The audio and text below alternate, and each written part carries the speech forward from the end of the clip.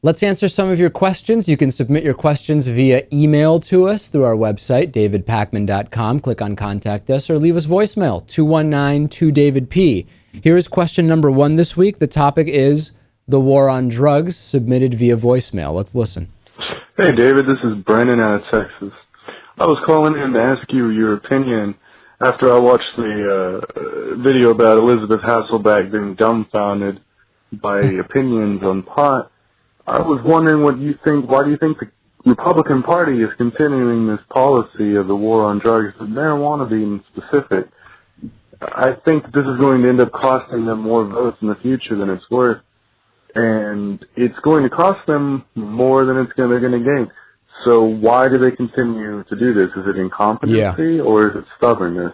I think that ultimately they're going to have to change their view, right? Because the current status quo position from the American right on the war on drugs is not going to fly for too much longer. But to answer the question of why, it depends on which part of the Republican Party we're talking about. There's one part of the Republican Party, Lewis, that understands how important the war on drugs is in terms of funding so many of our law enforcement operations. So on the one hand, they claim to want small government, but at the same time, they feed this prison industrial complex.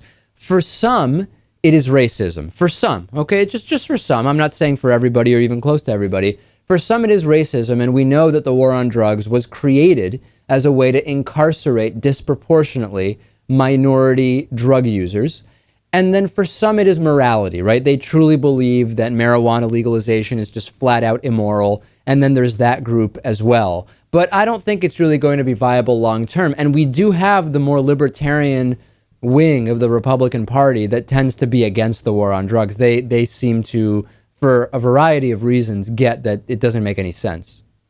Right. So there are many reasons, but I think across the board, stubbornness is a major factor in all of these reasons. But stubbornness connected to something, right? Stubbornness connected to antiquated ideas of what morality is, or stubbornness connected to the desire to see minorities disproportionately imprisoned. So it's stubbornness, but rooted in something else, I think. True, right. But stubbornness, as we know in general, is it's just, I don't know, it's a major staple of the Republican Party. Well, when it's really the definition, right? Conservatism, maintaining the status quo. It is the definition of stubbornness, to not allow a change of ideas or a change of policy, etc. So I think there are a number of factors at play. It's not going to be viable politically that much longer. There's going to have to be some adjustment on it, although it's still not going to be, pro-legalization for a really, really long time, if ever. We don't know right now. Our program is viewer supported. We also do a whole extra program just for our supporters called The Bonus Show. It's hosted by Lewis. Go to davidpakman.com/membership to sign up today.